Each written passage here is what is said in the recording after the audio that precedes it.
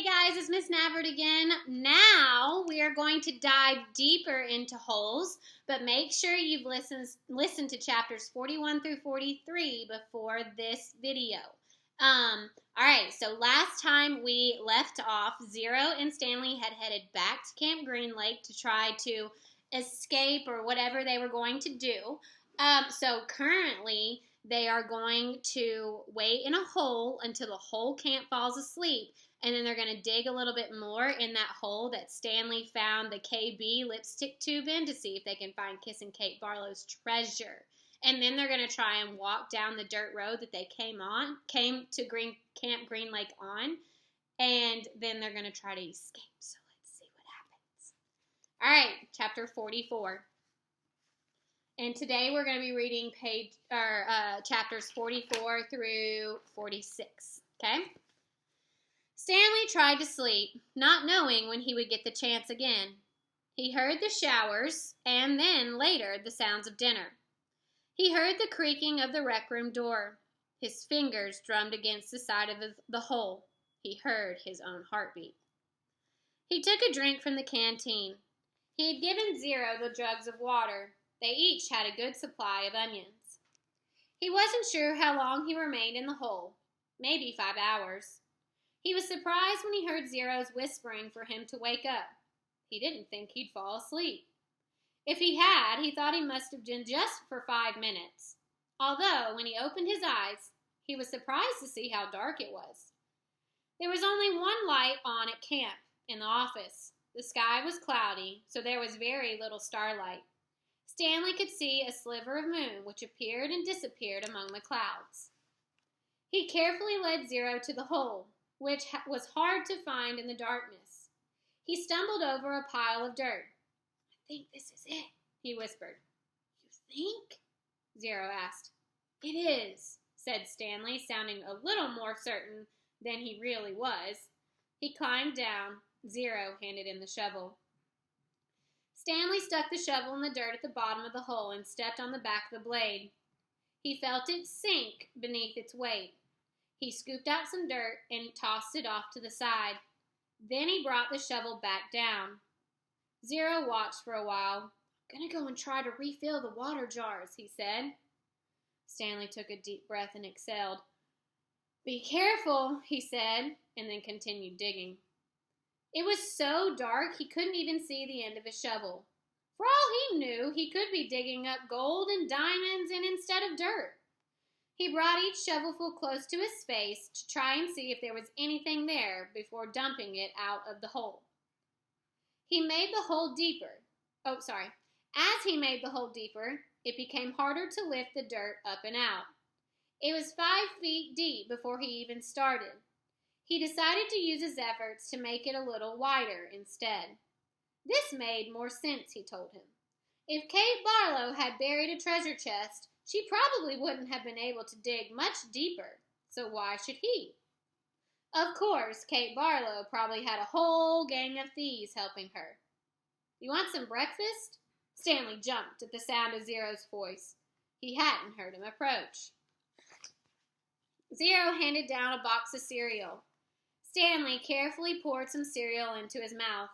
He didn't want to put his dirty hands inside the box. He nearly gagged on the ultra-sweet taste. They were sugar-frosted flakes, and after eating nothing but onions for more than a week, he had trouble adjusting to the flavor. He washed them down with a swig of water. Zero took over the digging. Stanley sifted his fingers through the fresh piles of dirt in case he'd missed anything. He wished he had a flashlight. A diamond no bigger than a pebble would probably be worth thousands of dollars, yet there was no way he'd even see it. They finished the water that Zero had gotten from the spigot by the showers. Stanley said he'd go fill the jars up again, but Zero insisted that he do it instead. "No offense, but you make too much noise when you walk. You're too big." Stanley returned to the hole. As the hole grew wider, parts of the surface kept caving in. They were running out of room. To make it much wider, they would have to first move some of the surrounding dirt piles out of the way. He wondered how much time they had before camp woke up. "How's it going?" Zero asked when he returned with the water. Stanley shrugged with one shoulder. He brought the shovel down the side of the hole, shaving off a slice of dirt wall. As he did so, he felt the shovel bounce off something hard. What was that? Zero asked. Stanley didn't know. He moved a shovel up and down the side of the hole. As the dirt chipped and flaked away, the hard object became more pronounced. It was sticking out the side of the hole about 1.5 feet from the bottom. He felt it with his hands. What is it? Zero asked. He could feel a corner of it. Most of it was still buried. It had a cool, smooth texture of metal. I think we might have found the treasure chest, he said. His voice was filled with more than astonishment than excitement. Really? Asked Zero. I think so, Stanley said. The hole was wide enough for him to hold the shovel lengthwise and dig sideways into the wall. He knew he had to dig very carefully. He didn't want the side of the hole to collapse along with the huge pile of dirt directly above it. He scraped at the dirt wall until he exposed one entire side of the box-like object. He ran his hands over it. It felt to be about 8 inches tall and almost about 2 feet wide. He had no way of knowing how far into the earth it extended. He tried pulling it out, but it wouldn't budge. He was afraid that the only way to get it was to start back up at the surface and dig down. They didn't have time for that. I'm going to try to dig a hole underneath it, he said. Then maybe I can pull it down and slip it out. Go for it, said Zero. Stanley jammed the shovel into the bottom edge of his hole and carefully began to dig a tunnel underneath the metal object. He hoped it didn't cave in. Occasionally, he stooped down and tried to feel how far to the end of the box. But even when the tunnel was as long as his arm, he still couldn't feel the other side. Once again, he tried pulling it out, but it was firmly in the ground. If he pulled too hard, he'd fear he'd cause a cave-in. He knew that when he was ready to pull it out, he would have to do it quickly before the ground above it collapsed. As his tunnel grew deeper and wider and more precarious, Stanley was able to feel latches on one end of the box, and then a leather handle. It wasn't really a box. I think it might be some kind of metal suitcase, he told Zero. Can you pry it open? Can you pry it loose with a shovel? Zero suggested. I'm afraid the side of the hole will collapse. You might as well give it a try, said Zero. Stanley took a sip of water. Might as well, he said. He forced the tip of the shovel between the dirt and the top of the metal and tried to wedge it free. He wished he could see what he was doing. He worked the end of the shovel back and forth, up and down, until he felt the suitcase fall free. Then he felt the dirt come piling down on top of it. But it wasn't a huge cave-in. As he knelt down in the hole, he could tell that the only small portion of the earth had collapsed. He dug with his hands until he found the leather handle, and then he pulled the suitcase up and out of the dirt. I got it! He exclaimed. It was heavy. He handed it to Zero. What did you did it, Zero said, taking it from him. We did it, said Stanley. He gathered his remaining strength and tried to pull himself up out of the hole. Suddenly, a bright light was shining in his face. Thank you, said the warden. You boys have been a big help. Chapter 45. 46. Chapter 45. The beam of flashlight was directed away from Stanley's eyes and onto Zero, who was sitting on his knees. The suitcase was in his lap. Mr. Pendanski was holding the flashlight. Mr. Sir stood next to him with his gun drawn and pointed in the same direction. Mr. Sir was barefoot and bare-chested, wearing only his pajama pants. The warden moved toward Zero. She was also in her bedclothes, wearing an extra-long t-shirt. Unlike Mr. Sir, however, she had on her boots. Mr. Pendanski was the only one fully dressed. Perhaps he had been on guard duty. Off in the distance, Stanley could see 2 more flashlights bobbing towards them in the darkness. He felt helpless in the hole. You boys arrived just in the nick, the warden started to say. She stopped talking and she stopped walking. Then she backed away slowly. A lizard had crawled on top of the suitcase. Its big red eyes glowed in the beam of the flashlight. Its mouth was open, and Stanley could see its white tongue moving out and back between its black teeth. Zero sat like a statue. A second lizard crawled up over the side of the suitcase and stopped less than an inch away from Zero's little finger. Stanley was afraid to look and afraid not to. He wondered if he should try to scramble out of the hole before the lizards turned on him, but he didn't want to cause any commotion. The second lizard crawled across Zero's finger and halfway up his arm. It occurred to Stanley that the lizards were probably on the suitcase when he handed it to Zero.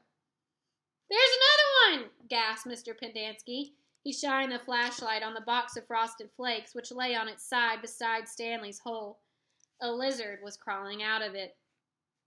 The light also illuminated Stanley's hole. He glanced downward and had to force himself to suppress a scream. He was standing in a lizard's nest. He felt the scream explode inside of him. He could see 6 lizards. There were 3 on the ground, 2 on his left leg, and 1 on his right sneaker.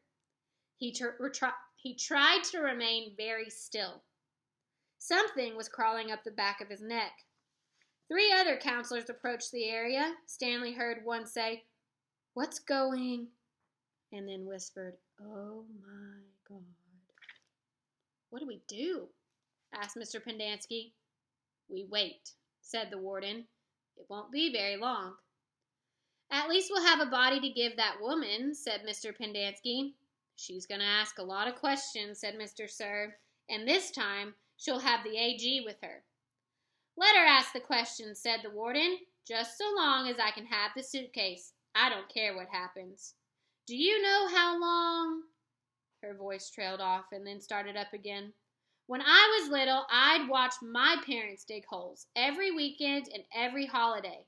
When I got bigger, I had to dig, even on Christmas." Stanley felt tiny claws dig into the side of his face as the lizard pulled himself off his neck and past his chin. "It won't be long now," the warden said. Stanley could hear his heartbeat. Each beat told him he was still alive, at least for 1 more second. Chapter 46. 500 seconds later, his heart was still beating. Mr. Pendanski screamed. The lizard, which had been on the cereal box, was springing towards him. Mr. Sir shot in midair. Stanley felt the blast shatter the air around him. The lizard scurried frantically across his very still body. He didn't flinch. A lizard ran across his closed mouth. "Whew!" He glanced at Zero, and Zero's eyes met his. Somehow they were still both alive, at least for 1 more second, 1 more heartbeat. Mr. Sir lit a cigarette. "Oh, you quit," said one of the other counselors. "Yeah, well, sometimes sunflower seeds just won't cut it." He took a long drag on his cigarette.